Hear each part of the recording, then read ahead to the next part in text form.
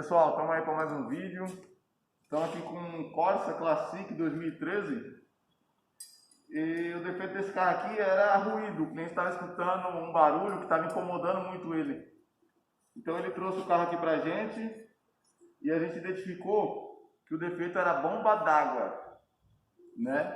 Para quem não sabe, bomba d'água ela dá muito defeito de ruído. Às vezes as pessoas se enganam, às vezes fala que é rolamento de alternador ou tensor de correia dentada, mas muitas vezes o que dá muito defeito de barulho, ruído, que incomoda bastante é a bomba d'água.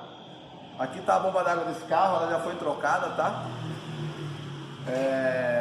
Na mão, assim, visivelmente você não vê, mas quando a gente colocou a bomba d'água nova no carro, o barulho sumiu totalmente, entendeu?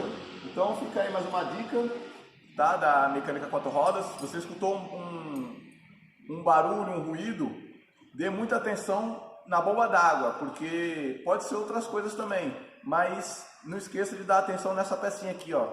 É um defeito que chega bastante aqui na mecânica 4 rodas e eu tenho certeza que chega em outras mecânicas também.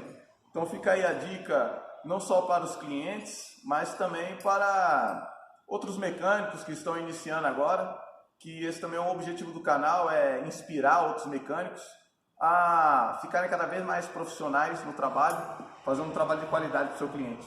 Beleza? Valeu, obrigado, tamo junto.